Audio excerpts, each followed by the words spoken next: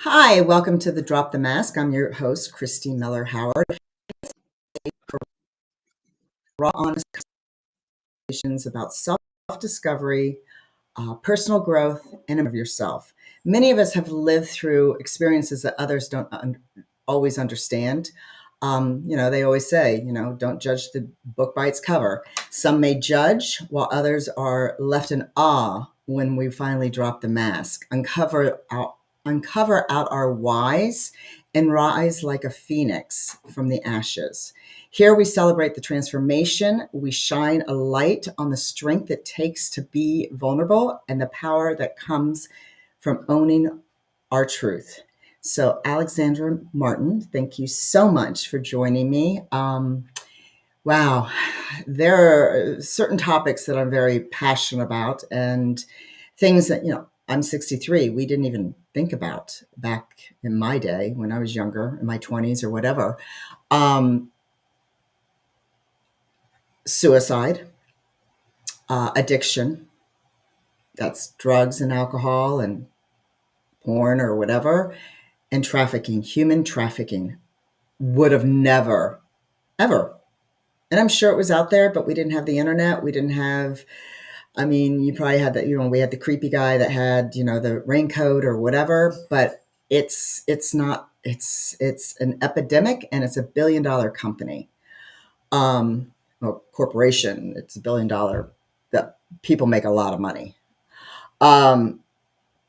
So bringing it out and having people truly understand how it is to be somebody who was human trafficked. It's not in the movies anymore. This is real, true life. And we're going to get raw. And so I want to know, when did you tell us a little bit about yourself? And then when you realized the mask was dropping off and you started to see your authentic self and honor that with power. Awesome. All great questions, Christy. Thank you. Okay, so a little about me. Y'all can call me Lexi too. Alexandria Martin is just my legal name, but everyone calls me Lexi. Right now, I like to consider myself like lived experience rather than like a survivor leader. I'm still kind of working on the title, but yes, I have lived experience when it comes to child exploitation, child sex trafficking, and also survival trafficking. Which a lot I didn't even know that I was a survivor of until I saw other survivors step up and speak their truths, and it empowered me to find my voice, and still growing in that way. To be able to give back what I found through healing is a self-discovery journey for me, not a destination. And with that, about 4 or 5 years into, probably like 4 years into it, about to be in my 5th year now. I had a vision on my heart that God put on my heart regarding a home. I thought at first it was supposed to be for homeless children. I acknowledge that it's actually for mothers who've experienced different, like very similar experiences as me. Every survivor story is unique, and also under a huge umbrella, a huge collective um, abuse and trauma that we all have the power within to be able to heal and give back as well, and be that example we want to see in the world. And the more I dug deep into this and just kind of was curious as to what this is, how to like bring this to life, that was on my heart. I been thankful for the people around me to kind of move through this and be able to see it clear. And I realized it's a home for mothers who endured this, for human sex trafficking and child exploitation, to heal with the land. When it comes to mentorships, education, as well as opportunities for a career, and of course rehabilitation and integration with themselves first, the family, and to be able as well to extend that to the community. Um, it was just called Inspire, like the name was given to me by Creator. And I've just been diving deep the last almost year and a half, 2 years now, building a business canvas, volunteering at safe homes for survivors, as well as just doing a lot of research the last year, building the board with trusted servants as well, and being able to like organically grow, not progressive, the way the Creator sees fit, God sees fit, for this vision to come to life. which sometimes I have to move out of my own way as well, and to make sure like I'm feeling my way through this and learning and growing and also even having fun too. I think that's most important as well for me. So Inspire Light, yeah, it's going to be a homestead sanctuary. We're looking right now in the Carolinas. We were originally going to have it grow in Asheville. We were doing a lot of prospecting there, like research where we actually went there, and then the hurricanes kind of changed it up. So I'm kind of giving it up to God. We'll see where it'll land, either there or Colorado. We've been looking 'Cause at that's where you're places. in Colorado Yep. now. Yep. I'm here in Colorado. Yes, I live in Colorado, in Denver, Colorado. But we're looking maybe more like Southern Colorado. We've been networking with law enforcement in Boulder County, in the Springs area as well, with Crisis Aid International Organization, and just we were working on a campaign, and we're actually gonna press play on it soon when it comes to giving lifelines for not just trafficking hotlines, but also for domestic violence, because especially law enforcement has more calls for domestic violence and human trafficking calls. There are a lot more gray areas. They're more like suspect person Right. rather than like, oh, this is a human trafficking situation, So um we're building having I don't want to go too deep into it right now, but we'll have teddy bears that have custom made t-shirts, and it'll have discrete information and resource when it comes to domestic violence, like hotlines for assistance and resources, emergency resources, as well for human trafficking. So they'll be able to have it discreetly, from to help them know that we're there when they're ready, but still have it discreet enough so it's their trafficker as well, or their abuser, it's their predator, even if they're in the vicinity of them, they're still in the lifestyle. It's discreet for their safety first and I've foremost. always seen like on the videos where you see a girl walking with a man and somebody walks by and they have a hand signal or they drop something and it'll say help or whatever. Is that really, I mean, Yes, again, okay. yes. Yes. I started going a little too in depth on that in some previous podcasts, and I want to be mindful because you never know who's watching. I Um, understand. yeah, yeah. So I'm not right that now well I'm known. being discreet, right? But yeah, kind of very similar to that. Very similar to that. Okay, Um, yeah, but we're making sure that this lifeline is discreet, with the teddy bears and some other resources as well that we're looking to grow to give out. We won't even have our logo of Inspire. Like, we're actually rebranding a logo now, which I'm excited to share good. with people soon. But um, it's actually there's a custom design my a dear artist friend made, and it's very special. The kind of significant the show light when it shows like embrace power within. Being able to literally have light in darkest places and being that reminder. You know what I Absolutely. mean? So law enforcement outreach will give it to clinics, homeless shelters, even like homeless camps, as well with like resources that they need, the immediate resources as well. Have these little teddy bears in there and learning different ways to be able to share this information if or when they need it. So yeah, we're working on it. Go back to when you put on your mask, when you Oh have yeah. masks When on. I took it off, when I first took it off. You're off. So now you have it off, but you're still healing. You're still learning. You're still going through because it's something what you went through. You're going to constantly heal, and the more you heal, you're going to be able to help other people. So you're originally from Reading, PA, and Hmm. you now live in Colorado. Go back to when you were in high school, or was it junior? Was it eighth grade?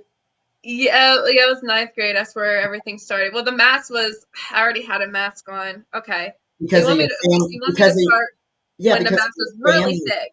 Yeah, when Okay, before I took it off. Okay. mhm. I took no, I'm like from the Living 27 Club. That's where I took my mask off. But so going back to um high school, my freshman year of high school, that's like where the mask really started getting thick. It was kind of And growing before that's a then. tough age for girls. I mean, Yeah, it really I know my was. I was master's very promiscuous. I was very just wanted to have a good time on a party, just wanted to escape. But even in the midst of all that, I was still in honors classes. I was in, water polo. I did some choir. I did it all, and I still was doing and I was going to raves on weekends, like house raves. Like Yeah, it was fun. But that's where it all started. So New Year's Eve, I think it was like 2009, 2010.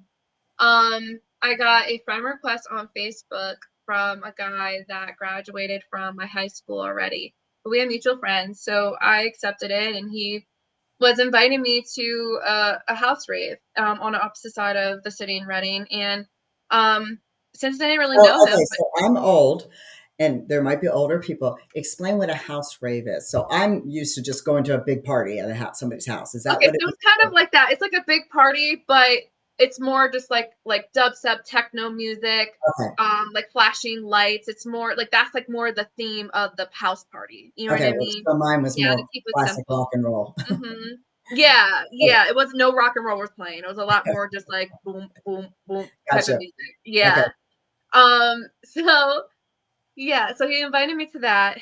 Similar, there were still the sex, drugs, and instead of rock and roll, it's more like techno. Right. The terms, yeah. So, I said, yeah, but I just need like an alibi to leave because I was the only child living with a single mom. We didn't have the best relationship then. We still don't now, but that's okay. I forgive her and love her regardless, and she did the best. But because of that background and the verbal and physical abuse that I experienced, I just wanted to escape. Yeah. So he gave me an alibi to use his sister, because we were about in the same age. She was homeschooled, however, and he said, just say that you're gonna see a friend from school, you're gonna have a sleepover, this is her. And I did, and my mom was like, okay, whatever, and I went over, and the first night was great. I got to, drink, I got to party, I got to do drugs, and all of the midst of kind of losing myself in that environment. I didn't know that I was like getting groomed by him, which was, he was learning, my weak points. He was able to see, oh, she comes from a broken home. Oh, okay, her mom doesn't really care where she's going or what she's doing, who she's interacting with. So let me give her what she's looking for, that attention, that love, she's craving that. I can be that for her. He was learning more of these things as just giving me the drugs and alcohol, all of that. And I didn't realize that because I was just like having a good old time. Like, Right. I was a very free spirit. And yeah, so, and even too, despite all that, I learned a lot of things from him as well. He knew a lot about the human mind. He, even though he didn't have his degree, he just literally sat in his attic all day long, never had a job, but knew very well how to read people. He was able to kind of see who is vulnerable to be able to be, under his tactics, and I learned a lot from him when it came to understanding like human behavior, the way we think. Maybe not in the best of way, because more in a manipulative way, like learning this way and how can I take advantage. Right. And I was using those tactics like, with people who really cared about me at that time, and just so I can have my way, and I didn't see it that way. I saw it at that time, it was just like survival because I wasn't getting any of that at home. You know what I mean? I'm thinking about having my basics, clothes on my back, like food on my stomach, but when it came to like that connection and emotional love and mental security, I did not, and physical security, I did not have that, and so he was trying to provide that up until a certain point. So of course he was 23, I was 16. Um, you know, very promiscuous young teen that I was. Lost my virginity at 13 years old. I you know, I got lost in him. I got lost in that because he was giving me everything I was craving. And he then, started pressuring me to do sexual acts when I wasn't with him, like taking pictures and stuff like that. And I didn't feel, there was times like I did not feel comfortable, and then he would start with little threats like, I'm going to tell your mom what you're doing when you're over here, little emotional blackmail. And then I'd give in, and then eventually like I'd end up thinking that I like it, and even though inside of me at first I said no, and my voice wasn't heard. And then because he knew my weakness, he was able to prey on that. And my brain wasn't fully developed then. I was Listen. 16 and I thought like I was coherent and conscious of everything. The brain is not fully developed until you're into your 24, 25 years old. And so, and I was a minor, period, and I didn't have that example. So I just gave in to all of that, even though I was very uncomfortable until the threats got bad, and and I gave in, and then when I gave in, I got the drugs, and it made me loose, and here we go, back into the, whole loop again. And more and more, this pattern got worse, and it got to the point where, like, I had a not childhood, high school best friend who was also, she was trafficked by her family, internationally, at a very, very young age. Like, she actually did sex work, and she was able to notice the signs that I didn't know, even if they didn't have like a full term back then, because it was like 2009, 2010. Like, human sex trafficking was just getting recognized in Right. law enforcement. Right. It was still considered, like, at that time, like, mainstream general public, like prostitution. Especially cases like mine were getting underlooked or pushed under, so easily compared to it is now. But she was an outsider looking in for me, and she she was not of approval of this relationship because he was my boyfriend, and I'd always want to go over there. You know what I mean? I'd always find some easy way to go over there, and I wouldn't be spending time with her or anyone else in that matter. And you know, she saw, though, despite me wanting to go over there, it was getting more chaotic and toxic. It was getting all aggressive. We were fighting. Threats got worse from emotional blackmail to actually putting a knife against my throat. There was times where I didn't know if either him or me were going to kill each other, or the police were going to be called. Either way, I always gave in. I always gave in, no matter how much I tried to fight. There was times where he wouldn't let me leave the house. It wasn't often, but there were times, to be able to fulfill his sexual needs and urges, and to kind of expand even more. Not just me, he was doing things with girls online. I was just one of the very few in person. At the time we encountered, it was a 2-year experience with that. And the threats that got so bad, not only was he like putting a knife up against my throat and threatening all these things, like he's even threatening to kill himself on my front lawn, like bleed out and have my mom find him. It was like a whole thing, and it was just like so much. No matter how much I tried to fight, I I just had to surrender. And that time and that way of surrendering was being at my high school friend's house, and she was the only person I shared all this with. And she kept constantly always telling me, you need to report him, you need to report him. And I was just too scared to honestly lose what I thought was the love I always was seeking for. Of The course. drugs, free drinks, whatever, the free escape, despite all the abuse. I did not Because you're see looking it outside of existing. yourself Yes. for that She affirmation, was and my mirror for he's me feeding it. because So my she'd been through much worse. Yeah. my question is, you said that he was doing whatever with people online, and you were the only female that he was manipulating In in person. person. Yeah. And he also had images of me, like, when I wasn't with him, he would have me, like, take pictures even when I didn't want to, like, when I was in between classes. I was, like, in 9th, 10th grade during this time.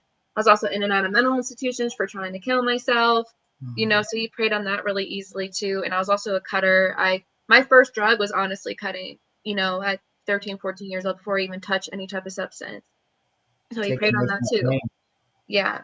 And yeah, I was institutionalized at least 12 times in my life, a lot in between So who ages. did you do that, or who put you in the Um institute? it's a mix of, because I was like cutting myself in school. It wasn't me that put me in there. My mom, she did that a couple of times.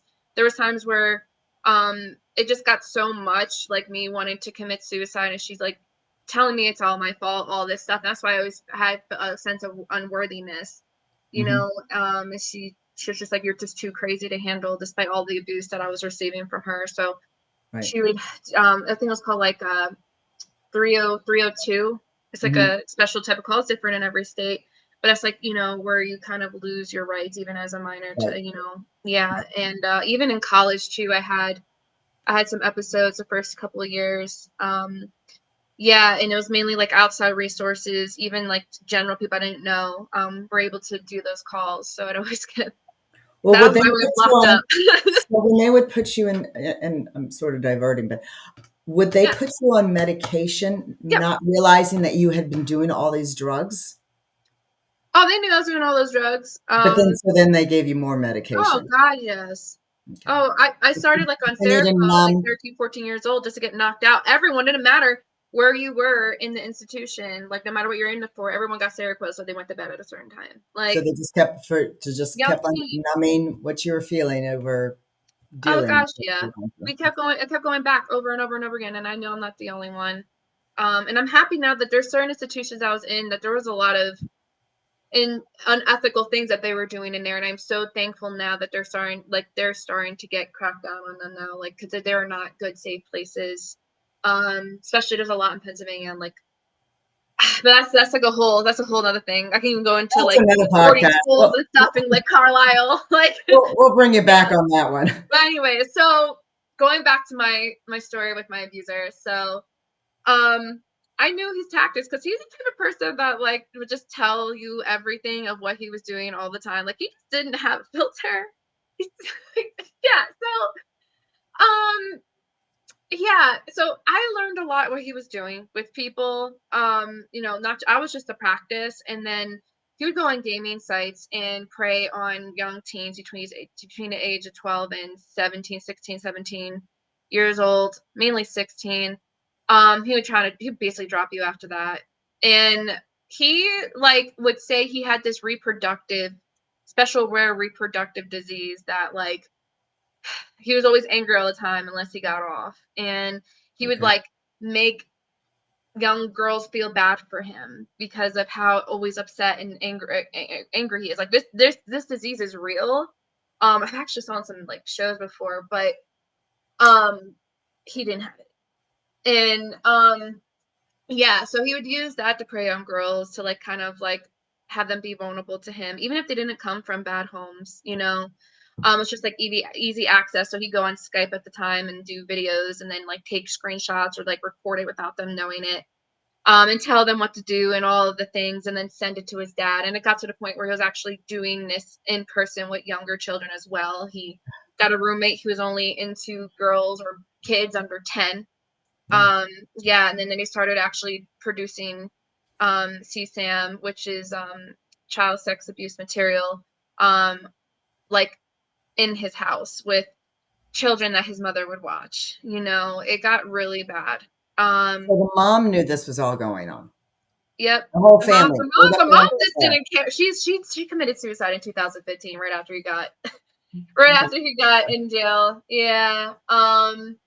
But she didn't care. She was like she lost her leg from drinking too much and she still drank like and smoked like 3 packs a day just sitting around stuck in her own trauma, knowing what's going on but just let it happen. Yeah. I can't say she was like a full participator, but she definitely knew.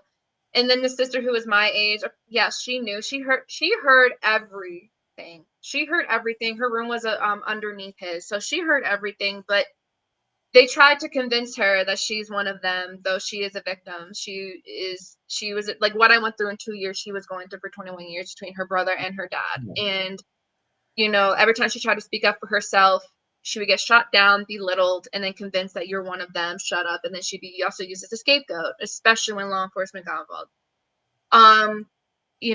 And so it was a very toxic family.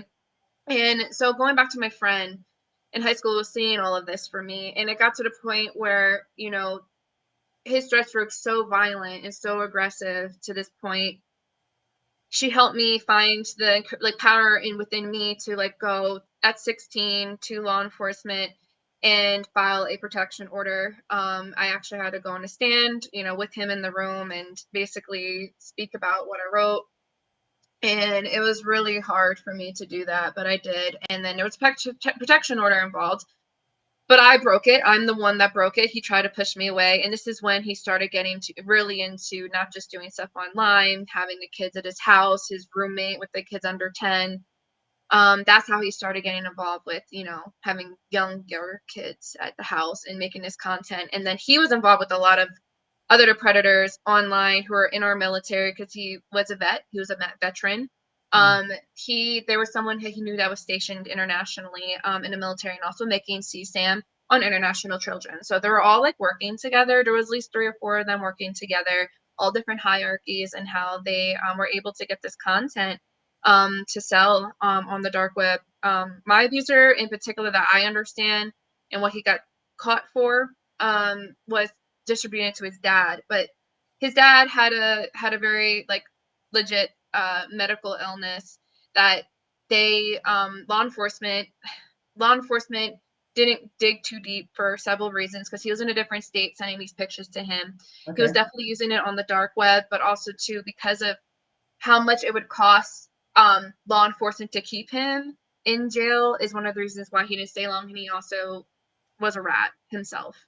Okay. So that's another reason why he was able to get not looked in too deep about it. But then in 2012 was a very interesting year for me. My abuser like pushed me off to his dad. So I didn't really so I started like not going over there anymore. And it was in the process of me moving out of Reading and living in Philly for my senior year in high school.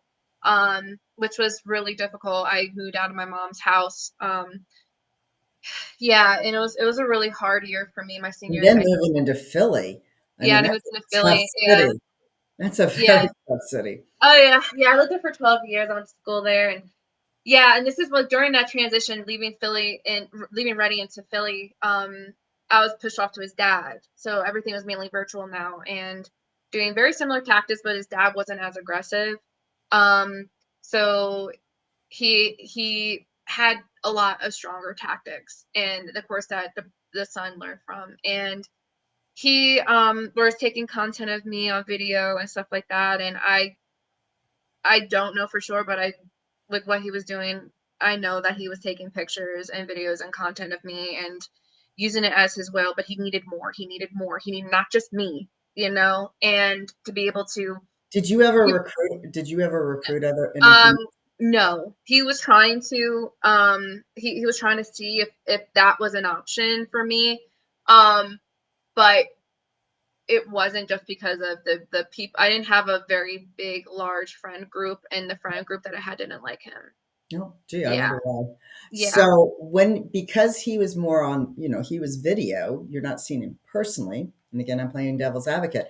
How did he, how did, what was the tie that you would be like, okay, I'll get online. Okay, I'll get online instead of just saying, I'm not getting online. I Good mean, question. was it the I blackmail tried stuff? to, the grooming. I really tried to say no. I'm not gonna get online. Like he would threaten, like And at 16, I didn't want my mom to know that I was partying, doing all Right, this stuff, and then threatening to go kill him. Like I was gonna come home from school and he was gonna be dead on my lawn, right. or being able to say like I'm gonna come find you and I'm gonna hurt you, at your house if you don't do these things for me.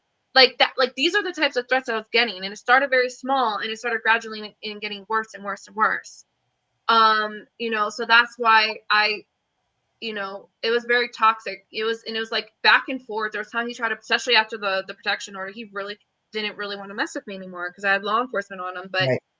um I begged myself to come back to that Well, because because you were I went getting through the a lot. affirmation, even though it was toxic, you were getting affirmation. That's Yeah. as I was getting messed up attention. as I it was was, you were getting getting the Yeah, attention, and you I was getting were showing free that you stuff were to get effed up. important. Yeah. No, I understand. Yeah, the of course, like the after the protection order was in place, because that was when I was like, enough, enough. The threats were too much. That's when things changed. That's when the roommate, because like there was like a pause for at least a couple months before I went back to the house. That's when the roommate came in who was only interested in kids under 10 and introduced him to like the connections of the dark web and the guy in the military, and then the kids actually coming to the house who were young and making this material in person, not just online. So it was a mix of online as well as in person, and then distributing online, putting on a dark web to get compensation. I don't know what the roommate, like how they got their compensation, but I do know from my abuser sending it to his dad, the dad was using the material to be able to pay for his medical conditions. Yeah, whatever insurance can cover, whatever. Because he talked to me about how like he barely could leave his house with all of the different equipment that he had to help him breathe. You know, yeah. So he died in 2023. But anywho, Good. so Satan's gotten a few people down there. yeah. So, yeah, so this is all happening. And then like when I came back, it wasn't really long term because I was also then transitioning out to Philly. So then he really just kind of connected me more to his dad. And that's when like the abuse for me was happening more virtually, which was probably my whole senior year of high school, just about until probably like I would say like the like January going into March, like my senior year, because that's when I was really looking and trying to get into college. And I didn't have the help from my dad or my mother, but there was an advocate in school who knew, like, I call her my financial aid guru, and she knew a little bit of my story, not like that deep, but was new enough to be like, okay, like you're not gonna have support for FAFSA with your Right. parents, like I'm gonna help you be an independent student. And she really helped me pave the way and get the documentation I needed. School for me was like, I was so determined to get into school, study psychology, because the stuff that I learned from my abuser, number one, I wanted to expand more on that because I had an interest at these things. You know, and number Yet you two, kept I on wanted to know going. why I was Yet crazy. you kept on.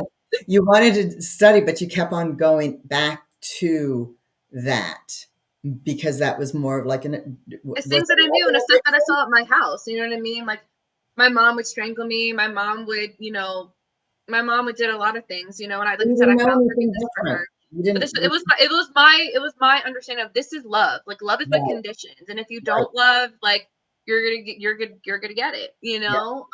in a very interesting way. So that's why I was a rebel. I always like fought, but eventually I'd always eventually give in, no matter how psychotic or crazy that I fought. And I always just went back because the thing that I knew that I was normal, and then I was complacent in, oh well, if I can just like have my escape, I don't have to feel this.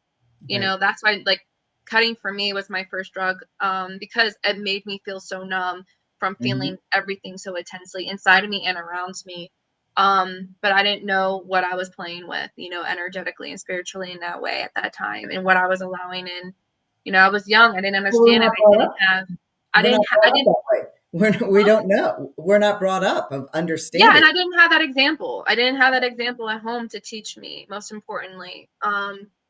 So anyways, I eventually, during this time trying to get into school, because that was like my foundation for myself that I didn't have. I was like, I'm inside. I was like, I need to change my life. Like the things that I'm attracted to, all the things that like at the time I thought that I put myself through. I'm like, I need to turn this over and do something with my life. Give something back, learn more, being able to make this useful in the world, and not feel like I have to hide behind doors. Because I felt like the only way that I was loved is if I was loved in the dark, if I was loved, Right. behind closed doors, and being that dirty little secret. I was so used to being that girl in so many So ways, when you shape, went to college, or form. um, how is your personality? Like you're going to school, doing, getting into the grades, books, and everything, things that you're enjoying. Did you have a mask for that, and then you had a mask for going back to the people Yeah, or yeah. wherever you went? The math just got even crazier when I went to school. I'm sure. So, um, broke free from that family. Before I did, I got a call my freshman year Christmas break. So it was like my first semester during Christmas break, and I got a call from an unknown number. And it was my abuser, and he was telling me how for like 6 months, him and like his whole little crew was getting watched by law enforcement undercover online, and he could tell by like the way they're communicating. Because as much as law enforcement is studying them, they're studying law enforcement. So Of course. he kind of knew that he was getting watched by undercovers that was trying to act like they were young teens and all this stuff. And yeah, on these gaming sites, because he was getting reported. At least my abuser in his case, he was getting reported so much on these sites, which is why they're kind of got a red flag on him. So And then he, again, I'm old. The only game that I ever played was Pac-Man.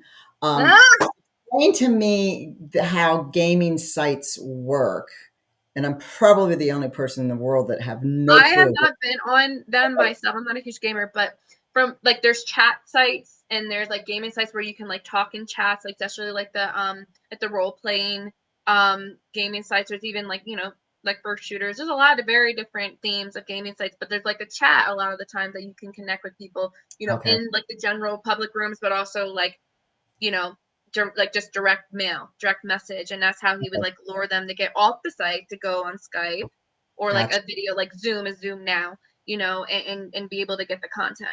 Okay. And Well, helps me see that visual a little bit differently because I never got into gaming and I don't have any children. mhm, So, right.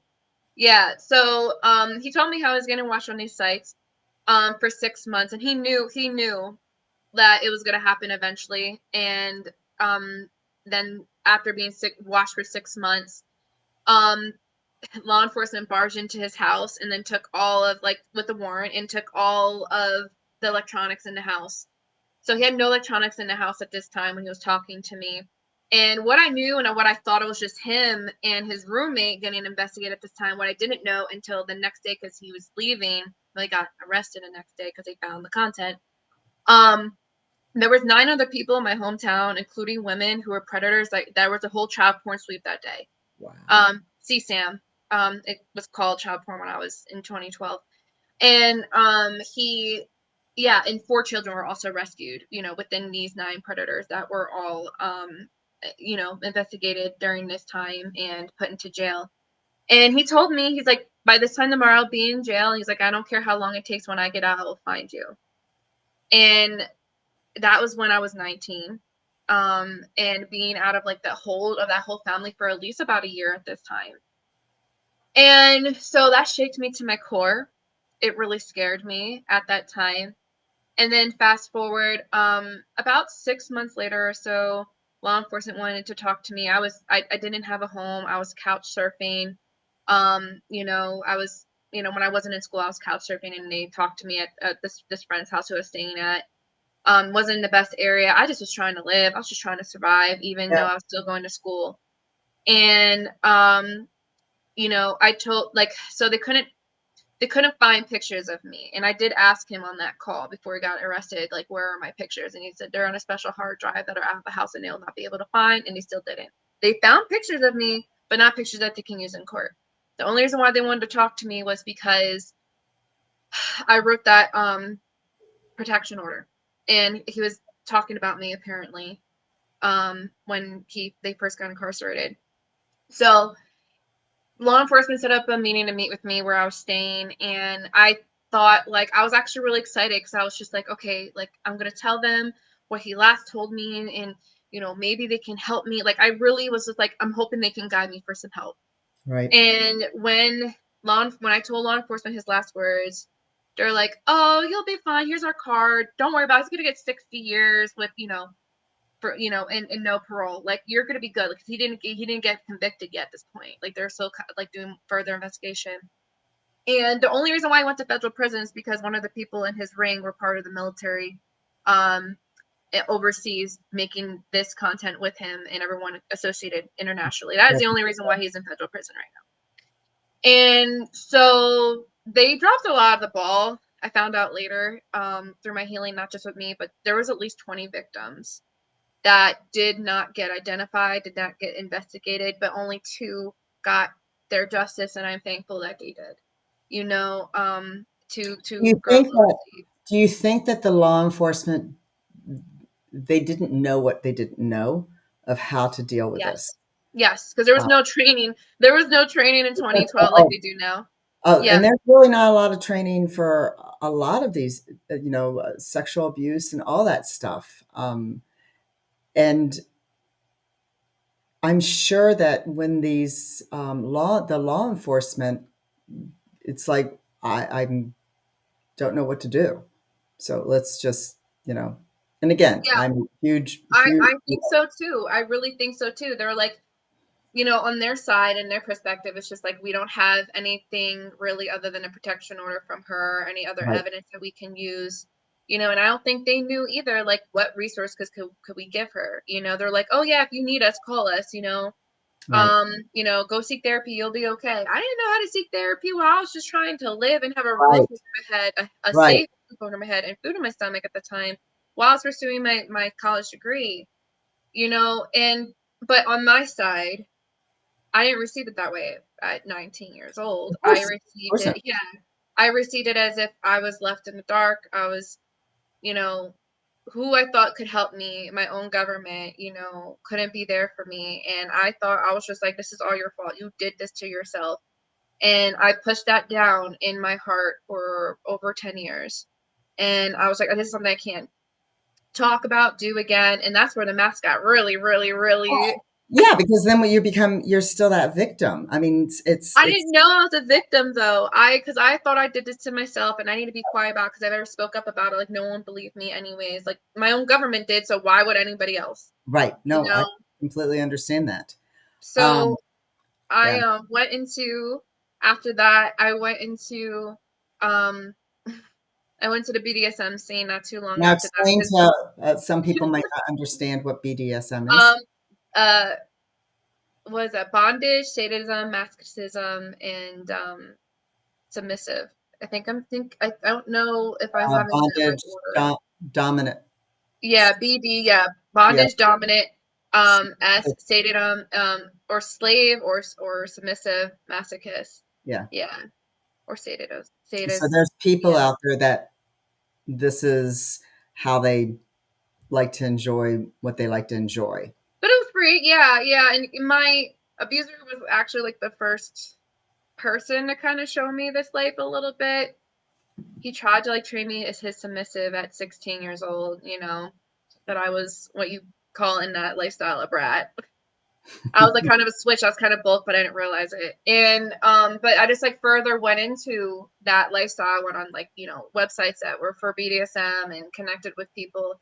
Um and I did have dominance for a couple of years. But they, I had like the kinky crazy ones, and then I had some that actually like taught me a lot of things and safety. They were like EM trained and helping understand a little bit more like the old school side of things because they're a lot older than me. So I Right. learned a lot from them, which is really cool.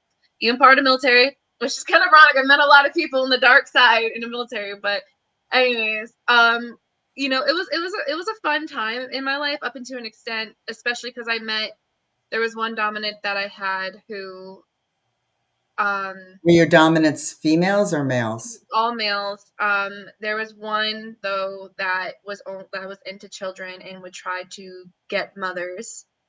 And his dream, he would tell me this, he would have dreams of having like kids young as 8 years old, his submissives, and I wasn't a mom at the time, but he would lure mainly mothers. He had a lot of other submissives. But yeah, he was really dark and twisted, and I had to cut him off. There was like some really crazy people I met in there. So over time, I was in this lifestyle, and it was fun to a point. And And you're but I still was just going like, to college. You're still oh, having I that. still go to oh You're yeah, still oh having yeah, that normal life, college days, oh and yeah, then going to school. I went to Cooktown, then I went to Temple. Yeah, I was still doing yeah, all of that. you And went to then the some good schools. BDSM kind of turned into why am I doing all this stuff for free? I know I'm good at it. I know what I'm doing. Like, why am I doing this for free? And I met a girl in college who was a stripper. And she, also had clients outside of stripping or jaws, whatever you want to call them. And she kind of taught me how to be like what they call a sugar baby, but it was basically just a glorified prostitute online. And she taught me like how to make a mask. She literally taught me how to make a persona and like, to be able to lure in certain types of clients at certain type of income, and then, when you see them, how you prepare in the mirror to like speak and talk and, you know, get yourself like kind of in like that actress role, you know what I mean, before you go out. Isn't Like that like she isn't that like OnlyFans now though? OnlyFans, I've never been on OnlyFans. There are cam girls. I feel, and I could be wrong about this. I do believe there's definitely like yes, there's prostitution on there. Like there is sex work. There's a fine line between sex work and trafficking for sure. Girls or people who do this full time and make income from their own will and are totally okay with doing this, by all means, yes. I didn't realize that this turned into survival trafficking for me. This is fairly new for me. I had another survivor who's a consultant. She actually does consulting Hmm. for law enforcement now, Okay, and it showed me this. great. And it wasn't until after Chris's podcast, she was like sharing, she's like, I don't think she knows she's a survivor of this. I was like, oh, and I did all this research after the podcast. But anyways, so at this time, I thought I was just trying to become a sex worker. Even though I graduated from college, I got my psychology degree, and I was actually trying to get into case management, which then turned into recruiting. About like 2018, 2019. So I was learning like all of these tactics, like for like while I was in school. Yeah, I did this for 4 years being a sugar baby on these sugar baby sites, but then it was like not just being like a submissive and giving sugar. And there was times where I didn't even always have to be sexual either. But there was always some type of sugar I had to get to be able to receive, you Right. know. And it turned into me being an amateur dominatrix for a little bit. That was actually very short-lived before I got out of that lifestyle. But I was still doing it even after I graduated. At first I used the excuse of, oh, well, it's helping me, pay for school, because I was an independent student. I was working 3 jobs while going to school, getting out of BDSM, going into being a sugar baby. And then I started recruiting, like, actually for my career. And as I was like recruiting, like on the computer for my firms, I was on my phone trying to recruit, Johns for a night that I could sit where I sleep at, and meet them at bars, see if that works, and then go. Make sure I put my face on. I didn't even need to have makeup on. I had to make sure, like, I looked at myself in the mirror, had that talk with myself, even if it wasn't out loud, to be able to have that shift, That persona. you Right. know? Right. Yeah. And over time, I realized the more that I wore this mask, I was losing myself. Like, I was truly losing my sense of self, of who I was. And Had you even started to crack into who you were? I mean, I believe you did because you went to college and you knew where you I wanted to knew go. I knew what I was interested in, and I still do. Like, I love psychology because for me, it's now I can see how I can connect with people, how I can serve Right. people. Then it was a little bit more like it was intriguing to learn, but I was still in that mindset of how to manipulate. Yeah. So that was what anything I learned. I had to deprogram myself, but I still not lose the love that I have. You know what I mean? And I found interest in that for sure. But at this time, I was just using it to manipulate to survive. And this is kind of where the survival trafficking came in because it wasn't like my full time job. It was something where, what my day job couldn't, you know, supply. That was like my gap, and I was living by myself in Philadelphia, in a studio apartment with my 2 cats, you know what I mean, for 5 years while I did this. And it was just like a way to survive. It's a way that what I knew, it kind of elevated. And what I didn't know at the time, I was taking my power back, maybe not in the highest currency, but it was like a way of taking my power back, all the things that I learned from these people outside of myself, and then taking advantage of me. And there's things I didn't even know was going on until way later, how they were taking advantage of me, of what I thought I was gaining. I was just giving myself away. um at first, it was my first understanding my value, even though I had to put that mask on, because I knew what I was good at. And I knew I could make compensation on it because I needed to eat, you Right. know and but then over time, what happened was in the beginning, like 2019 going to 2020, one of my regulars got an STD that's easily curable, but it got it in his eye, which is really weird because he was one of my regulars that I didn't really have to be sexual with. Right. So it was really, really interesting. And then I was just like, oh, he probably got it from something else, whatever. And then I had a new person, and he got the same thing not too long after our first encounter, and he told me, and I was glad. And I was like, well, I guess I'm the common denominator. Get checked. Here it is. And luckily, it was just Were in the you face for still a week, and I doing was good. were you But still my doing first STD, and yeah, and I'm so thankful something that was easily curable because true. yeah, so that Were got you me. still doing the drugs and alcohol during Oh yeah, all I was this? still doing drugs and alcohol during this time. I was still chasing men. I got into meth. I got into cocaine. Like when I couldn't get cocaine, I was too much. I go get meth at like my dive bar downtown. I was like the youngest one there, so I always knew how to talk to the older people, Mhm. And I didn't even have at this time when I got out. This is where my sexuality really turned for me, and I'm still like working on this today, especially now with my husband. Like, um, how open I was of a free spirit, like sexually, that just shifted after everything that I went through. Even though I was still using, it shifted. Like I wasn't just like, oh well, like my guy who came over with the drugs. Oh, I can have like my cake and eat it too. And I'm like, no, like, are you gonna do these drugs with me or not? Like, because if not, like, we ain't doing it. Like, Right. we ain't doing like get out. Right. I just shut down completely sexually. I was like sexual anorexic, and I'm still working through that. Which I never thought like that would be a thing for me ever. Well, because So you were probably because you were acting. You were yes, just and acting. yes, It's like, okay, as you said, you're gonna do the drugs, then I'll do what you need to do. You were just going through the but then I motion. shut down after I got out of that lifestyle. Like, here's the thing: after I got out of the sugar baby lifestyle, I was still using, and there was still like my regular friends or friends, Right. people I used with, guys that I bought from, were still trying to like, have their fun with me, but I wasn't allowing that because when I got out of the sugar baby lifestyle, that's, how do I say this? I used my sex for profit. Hmm. And before that, someone else used my sexuality Exactly. for profit and I didn't Exactly. know. And there was just something that shifted inside of me, still wearing a mask, and I didn't still understand what you mean when I got out of the sugar baby lifestyle. That I just like shut down. I was just like, I don't, it made me feel like my sexuality was a part of the problem. Hmm. And even though I was still using, I was so angry and I didn't understand why, and that's why I was using. I wanted to use like uppers and stimulants. I was a tequila girl, like I loved my tequila silver, like the tequila and Sprite was my go-to drink, every time. And still, despite all of these things, I still had anger no matter how much I got high. I still had the anger that I was trying to run from. And it wasn't until May 5th of 2020, I was completely by myself in my house. I had like all the drug supply that you could think of for a girl that liked her stimulants, and alcohol. I was doing it by myself. I had a small little fun with myself, like, yay, here's a fun, but what do I do, And as I was coming down off of everything, May going into May 5th, that's when I put on Netflix Tony Robinson's documentary, I'm Not Your Guru.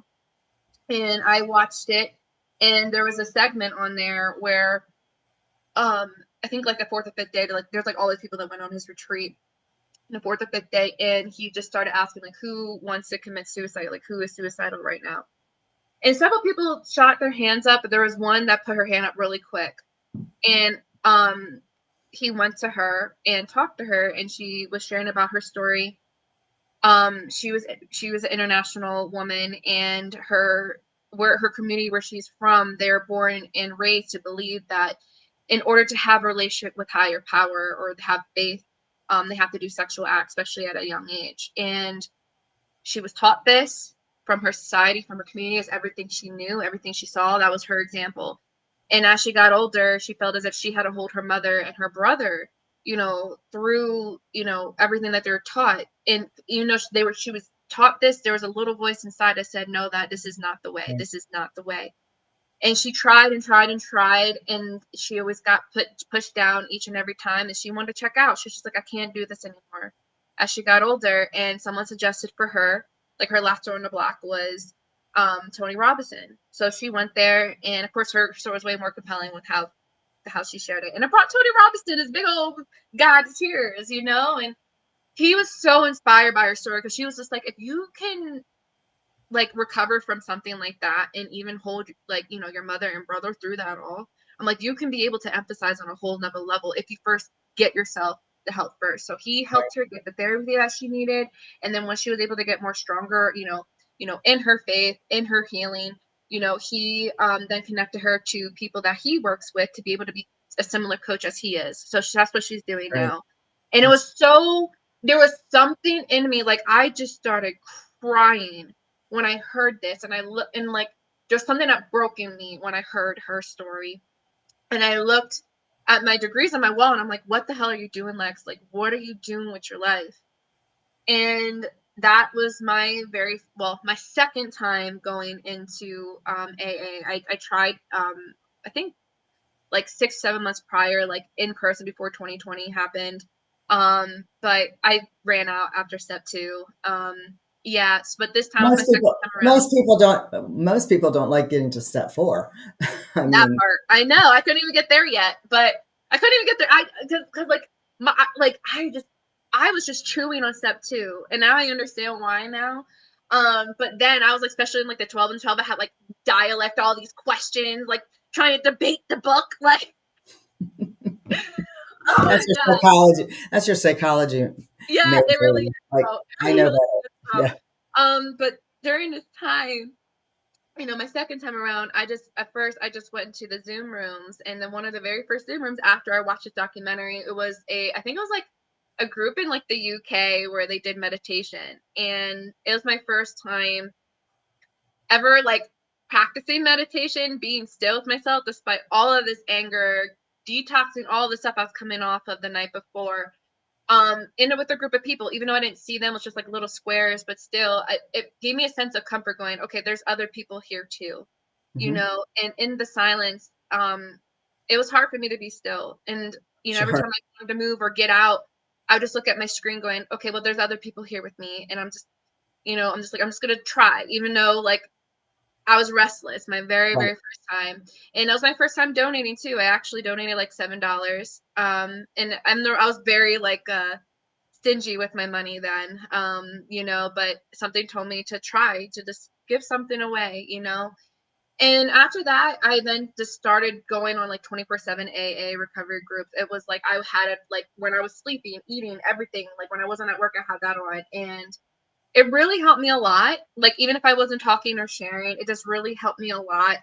Um, to like a subconscious level. And I remember meeting a woman on there when I was counting my first 24 hours, and I actually did share not too long after like the meditation meeting. I went on another like 24/7 like speaker meeting, and a woman wanted to meet with me not too long after I shared. That was my first 24 hours, and she shared the step 3 prayer with me, and I said it. She's like, "How do you feel?" And I was like, a little bit better, but I was still, a little tiny shift. Wasn't much at the time, but it gave me hope, and it gave me inspiration and courage to like be curious about this, even though there was like things I didn't want to look at. There's things that took me time and practice and patience, and being able to have that example that I wanted to be around me, even though they may have walked their certain path. I took what I needed and left the rest. And I found my relationship with higher power, who I call creator God, in the 12 steps. The fellowship was that example for me first, but especially step 3 for me is where I learned like how, like, my relationship with creator is something that I can co-create, and I can bring out my joy. I can bring out, the things that help me feel good, my Right. artistic side, my music side, even making a prayer of my own that helps me connect, because creator was around me, God was around me and moved me through that whole time, but I didn't see it. Wasn't a two-way Well, street. you also were never introduced to it. I was a little bit like my mom would drop me off at church, but yeah, I only went for a couple of years when I Yeah, was you young. go to It church wasn't and practiced in the home. Yeah. right. And even if it's not, I mean, I didn't come to my faith. I mean, I was brought up an Episcopal and was baptized when I was a child, and you go to church and you do all that stuff. I didn't get my relationship until I was 42. I didn't even know anything really about Jesus until I was 42. And it's just like, whoa, where were you guys all? They were always with us. We just didn't know. And we were just out there looking outside instead of inside. We were able to meet him halfway when we were able to look inside and move through that Yeah, fear. yeah, yeah. And knowing that they moved us through, and I'm very thankful for that. And I worked through the whole 12 steps. I sponsored for a little bit. Right now I'm at a point in my recovery where I have people that I talk to every single day. They're like my recovery family. I have like my sober sister coming from Boston. I'm so excited. And a lot of people were there for me, especially in the beginning where like my eyes were super prickly, and I was still like, even Of though course. there was no drinks and drugs, like the behavior was still there. I still had the mask on, but I'm just thankful But that they understand because they've they gone on did. that journey. Right. They've And they gone through they that loved walk. me until I could love myself, and reminded me I'm worthy, wanted, needed, and loved. And even now that I love myself and still practicing and growing that relationship with myself and my higher power every day, they were still there loving me, And that's when, God takes unconditionally. people out, but brings people in. And a lot of times you're like, whoa, I would have never thought this person. But Oh they're, yeah. There's but, people in my life now, like 5, 6, 7 years ago, I'd be like, oh, but they love me unconditionally without any conditions, well, and and I had a conversation with a woman I was working with who passed away, but I used the word unconditionally love. And she said, no, but because love has conditions. It's people unconditionally accept you. They unconditionally accept your brokenness, the journey that you've been through, the journey that they've been through, but they know your heart. So it's to me now, I look at it as a, unconditional acceptance, because if I say I unconditionally love you, there is some caveats there. It's like, I well, think you love hurt and me. acceptance are one and the same. True, true. I'm Because there's things, but then I can also understand sometimes there's things that there may be no love in. It may be hard. Maybe there. I'm sorry, your perception has you see that there's no love, and that's where you can lean into the acceptance aspect. They're right. two of the same coin, you Like they know. might not do something that you approve of, but you unconditionally accept them because Right. they're on their If journey. you can't see the love, then the other side of the same coin is Right. acceptance. Right. Well, okay. Well, see, For learn something me, another take way. what you need, No, leave the no, no, rest. no, no, But no. I'm agreeing with you. I'm agreeing with you because it is a two-sided. It's two-sided. So and that's what I'm still working on today with some things like that I'm working on forgiveness for, so I can be free and I have my peace. No matter what chaos is around me or difficulties, I can have my peace and I exactly. have my power back. Exactly. And you feel very grounded when you have that. You're just like, bring it on. I'm right here. I can, what you've gone through, you know that you can go through and you can learn and you can go forward, but you also have your tribe. You also Yeah.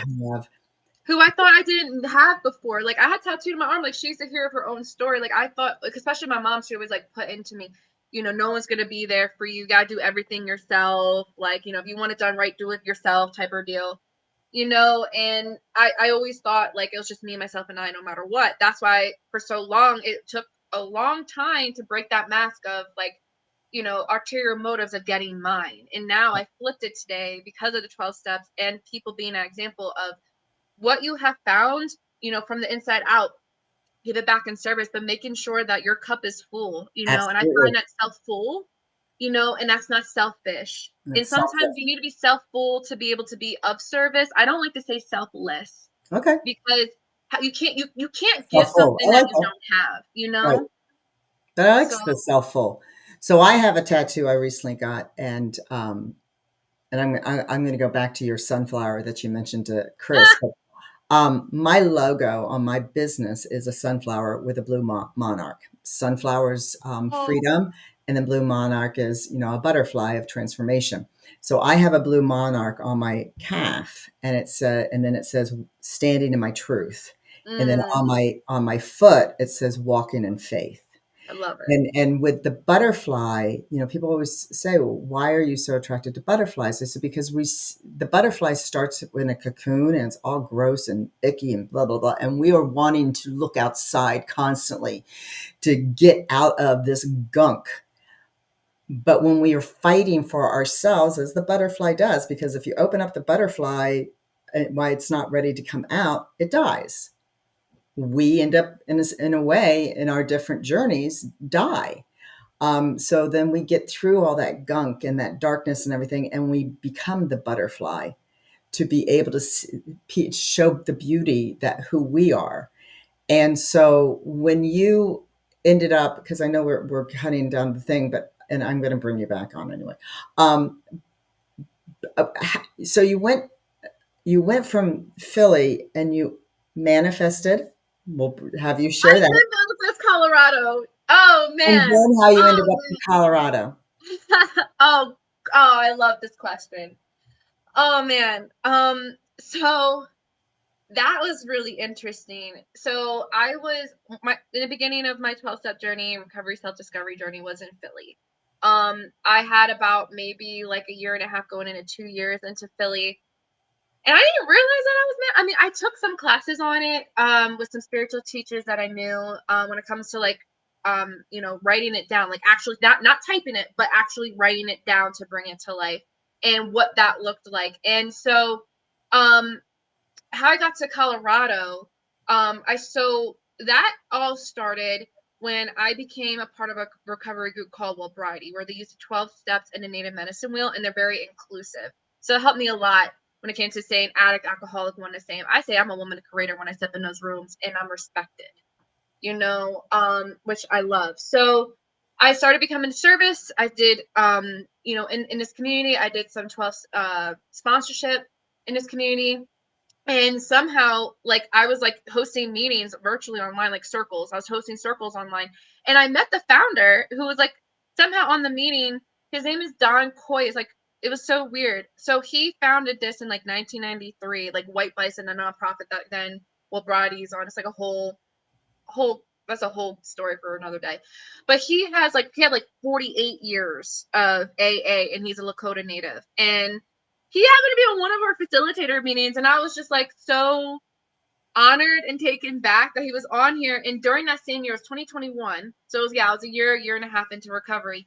And he was on here, and during this year in September 21, there was a Wilbrahdy conference in Colorado Springs, and that's actually the headquarters where White Bison is. That's a nonprofit that hosts that. It's actually all over the place every year, but ironically, it was like in their hometown. And I wanted to go so bad. I've never been to Colorado, and I like saw pictures and videos, and it looked really cool. But at the time, I was going through like a DUI, all the fines and fees that go with that, still living by myself at the time. I had no funds to get there. As much as I really wanted to go. And I was also building like community. I was like my family to this day, in that community.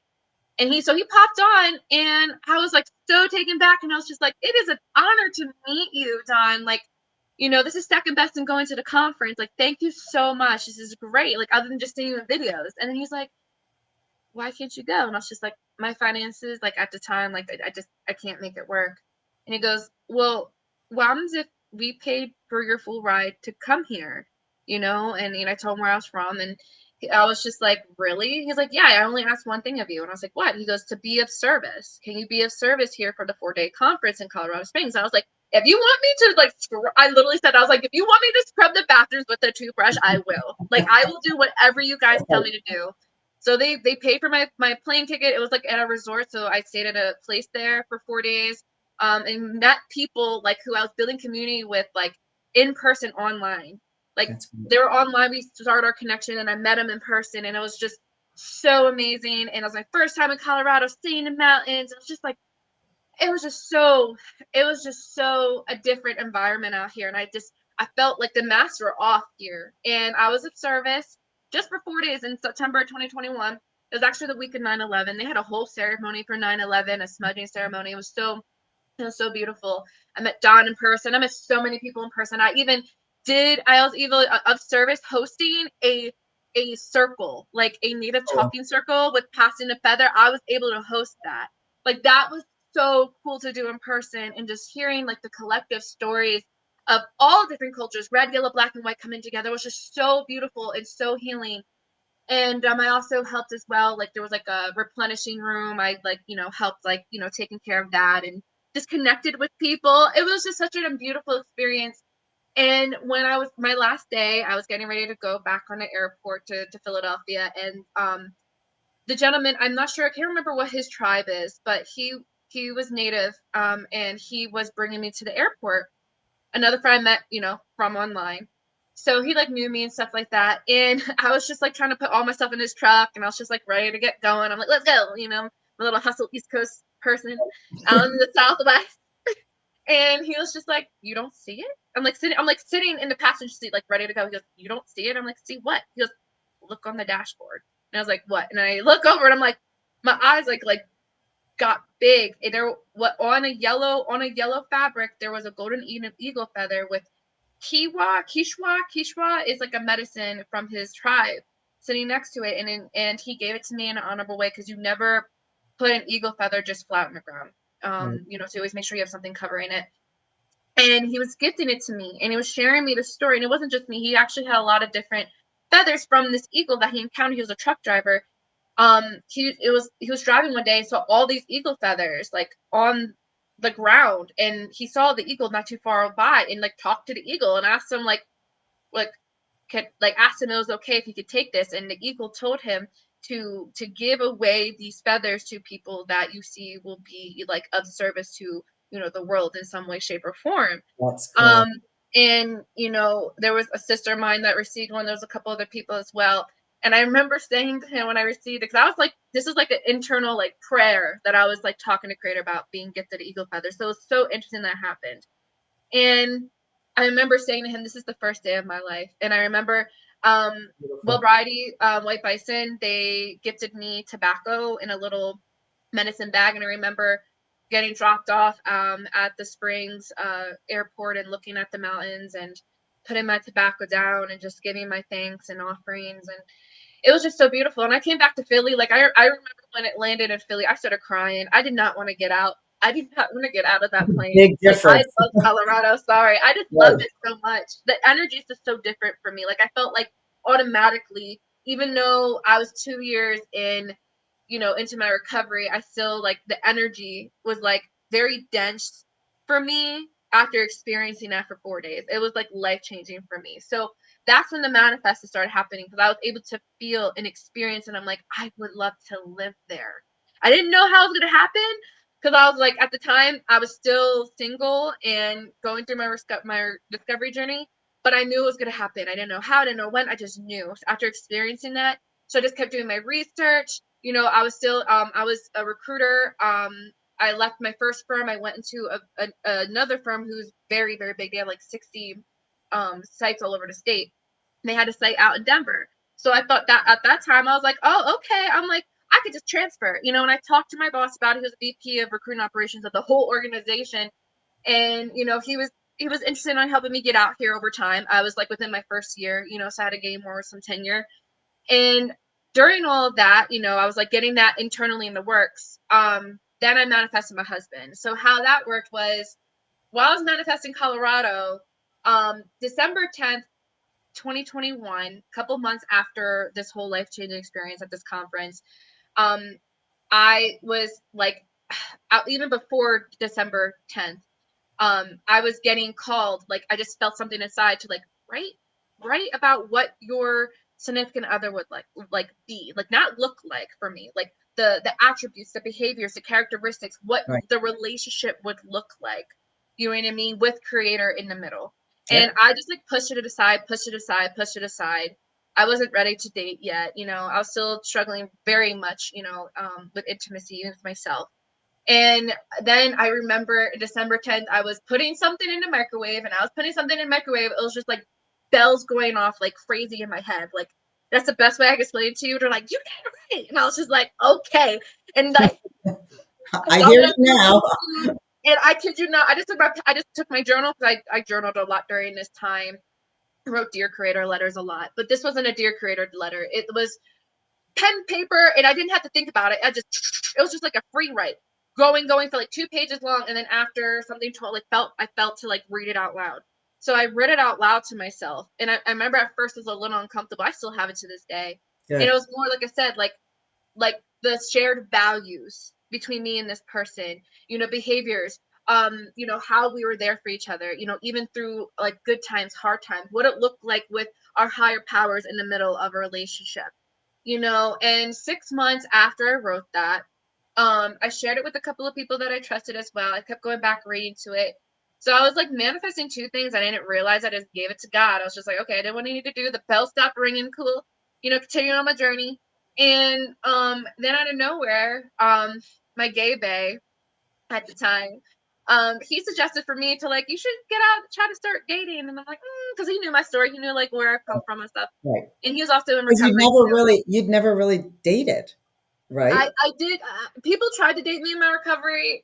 I was very But standoffish. you before, during, you'd Yes, I never, did date a lot in my yeah, addiction. Oh yeah, gosh, yeah, I dated a lot in my yeah. addiction. But then after it was hard. Like But they I weren't tried, really but it was hard because the intimacy part.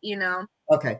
Yeah. But my gay bit, he was like we did everything together, especially with the recovery. We helped a lot, especially in the beginning. He was like, you should try to date. You have over a year now, see what's going on. So he suggested for me to get to pay. My first time ever had to pay for an app, the Meet app. I think it was Meet, not Meet Me. It was yeah, Meet app or something like that. It was some type of dating app. So I bought it, and then at first I tried to like look into people locally in my area, but it's just such like hookup culture, and I just was not into hookup Right. culture and just talking to these people. So it didn't really work out, and so I like expanded the radius. I was just like bored one day. I'm just gonna expand the radius to like 1,000 miles. So I did that, and then my feed like changed. So it was people mainly up and down the East Coast because I still lived in Philly at the time. And one of the first people was a guy from North Fayetteville, North Carolina. And I just remember saying, oh, he has Viking energy. I don't know, just something about him. He had like long hair, blue eyes. He liked to cook, stuff like that. That's like his profile.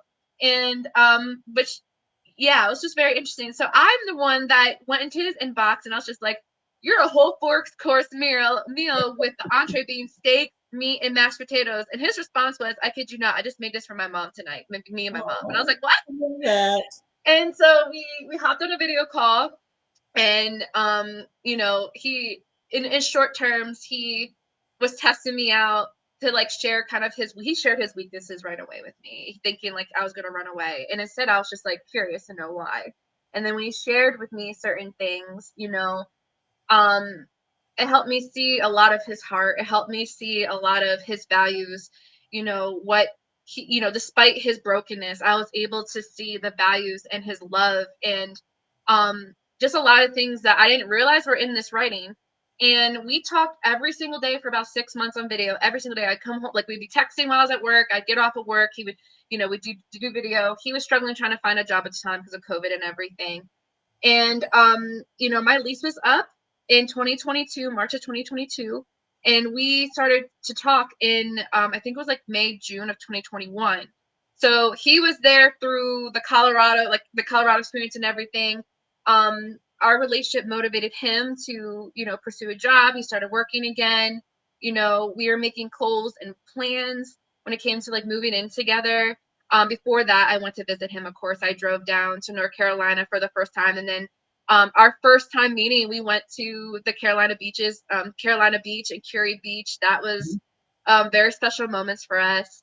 Still special because we both love the ocean. Though we're landlocked out here, but he's been out here, and I was telling him about Denver. You know, as we we're growing in our relationship, he lived out here about on and off 3 times. He used to be a sous chef, like on a cruise ship. He worked out here. He traveled. He did a lot of things before, you know, things And it happened with COVID. books. That's a fabulous Yeah, thing. He books. yeah. He's a bigger guy, but still, like this, there's I still love his blue eyes and long hair, and he's also one East Cherokee too, and he's working on embracing, you know, his culture in that way. His great grandmother was full blood, and you know, even though he looks like a white man, there is that there, and I see that, you know, and anyway, so he's just I love him so much, Yeah. and ironically he struggles too with certain things with intimacy, and we still to this day we're like we're working with each other with that and giving us That each is other space. absolutely beautiful. Yeah, That's and it was tough just like all because divinely put together. men's mental health, it's a tough place for them to Yeah. go. And Yeah, and the he's fact also that you survivor too two, of, you know, like domestic violence and stuff as a kid. His mom and stuff went through it. So, and he feels like he has to be quiet too, and he's working on his voice. And I feel like we're working together and it's helping him individually, but also in our relationship as well. And remind like it's not always like happily ever after, but it's there's being no able such to thing like as a fairy tale. no, no, no. Like we still like have our triggers and stuff like that, but we're able to talk and work through them, and you know, going back to our shared values, our Yeah. shared goals, our shared, you know, experiences more than just love. Like yes, I do love him. You know, love don't pay the bills, but it's the values for us. That's the shared values that Right. connect with us, you know, and that's what keeps us together even through the difficulties. And you know, so I shared with him about Denver, you know, and he was just like, I would love to, I'm like, because my lease is up in March. I'm like, I'm going to try to see if I can like transfer with my work. Um, well, ironically, at the time, so there was a lot of things that happened. So our goal and game plan was he was going to move with me in October, which he did. And then right in August of 2021, I left that firm that had the area in Of course. Denver because another firm came to me who I actually pursued in my addiction. But it went to like 4 round interviews and then they just ghosted me for a year. And then they came back to Well, me that's and I was just like, companies. and they had no offices out here. And I was just like, I'm going to Denver with or without y'all. Are you coming? They asked the president. I told the president that in my interview, and they were okay as long as I could work East Coast time. So I was like, okay. So I worked for my first 6 months with them in Philly. But they were okay with me working fully remote out here. So and it was so crazy because they had no, and I gave that to God too because I was that bigger firm. It was really hard for me, especially to be in that like sales and stuff, like in recovery. It was really hard and I needed the work life balance for me. And I was so, and until this day, I'm still with this company for 4 years now that came with me to Colorado, even though they're not out here. We have clients out here, but they don't have a firm out here. So yeah, they're all But up they and down the East do. They Coast. have you. You're Yeah, the they fit have out me. there. Yeah, yeah. And I was thankful that they trusted me even before giving me the offer to Yep. do something like that. And I'm like one of the first people in the organization. It was such a huge honor. I was like, I'm going with them without y'all. Like, I know it's gonna happen. And they're like, we want to come with you. So I was like, okay. So that transition happened in August of 21. Been with that firm since almost 4 years now. And then David and I, my husband, we wrote out my lease till March of 22, and then we said peace Philly, and we just like so I oh my gosh, that was leaving Philly was probably the most impactful thing that's ever happened to me, because there was a lot of things like we were like struggling financially trying to move out of Philly. Like whatever could fit in my Equinox like was going. Everything else we left. I thought we downsized everything good enough until the last day, and we didn't. So what I had to do, because time crunch, I literally just threw like stuff I could have got good money for, but I just couldn't take. Like I just put it in a box, and I wrote in the box, free, take what you need and leave the rest. Like, I that was my like step 8 and 9 to Philly, Yeah. making my full amends, giving back to that city.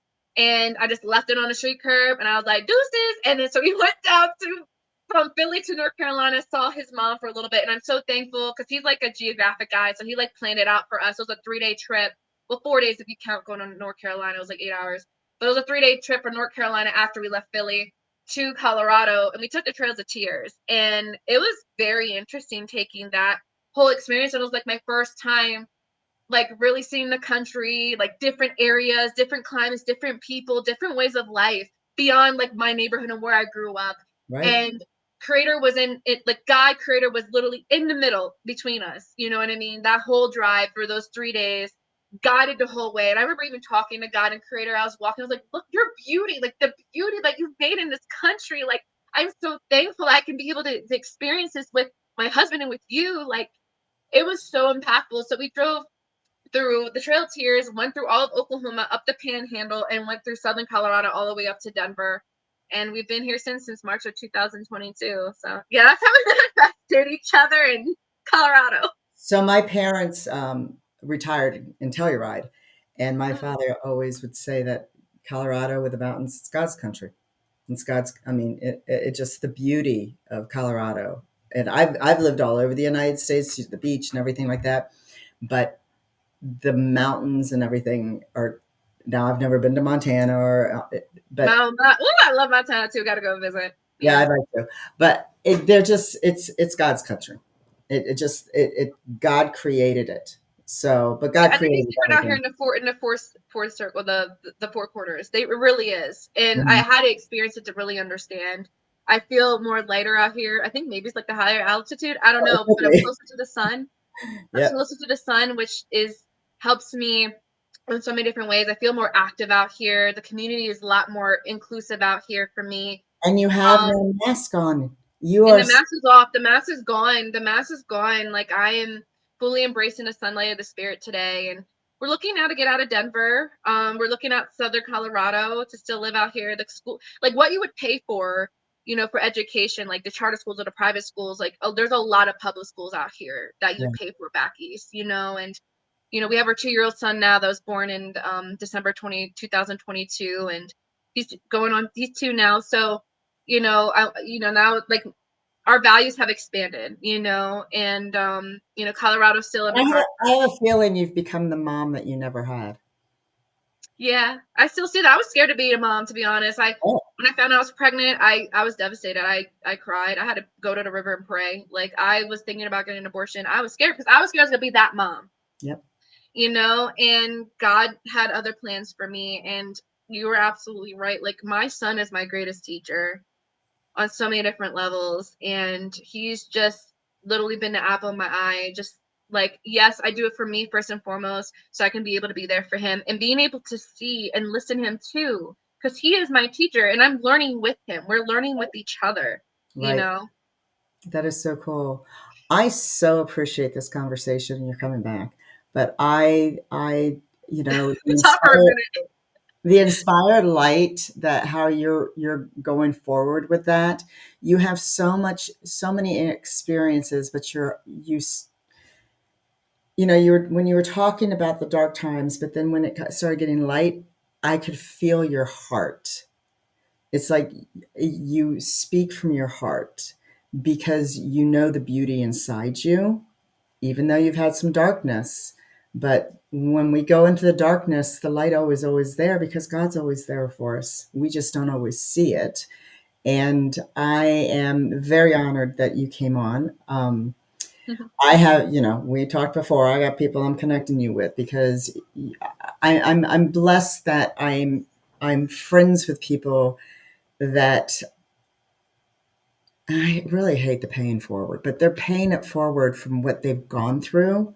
Mhm. So other people, one, know that they're not alone, why they're going through it, because we can't save people, but we can be there. We can walk the journey with them and just say, hey, we're here for you. And depression, the cutting, the numbing, the suicides, the I'm not worthy, it's an epidemic now. Mhm. And having it an open conversation needs to continue to be. Unfortunately, society wants us to be in a freaking box, and I Mhm. call that just the box of BS because that's Right. it is. Yeah. So yeah, so I appreciate you, and Thank you go you. enjoy your wonderful day. Thank And you. if Christy, thank people, you. Like seriously, this is an honor to be here with you because I even like when like before we got on here, I could feel your heart too. I really felt that heart connection. And I had to understand like mending that bridge from my head to my heart because so long I lived in my head. And now I like that has a relationship so that I can be able to have a relationship with something much greater than me. And I can absolutely, feel that through you too. girl, I lived in my head, and that is the worst person. I call it Fred from the Mr. Rogers because he always wanted you to come into his neighborhood, into his house, and watch that train go around and around and around. Right. And I just say, Fred, bye bye. Fred Ah, doesn't go so up there. soon. It's all about God. So we will talk to you soon, and I appreciate you. Thank Thank you. you, Christy. Take care.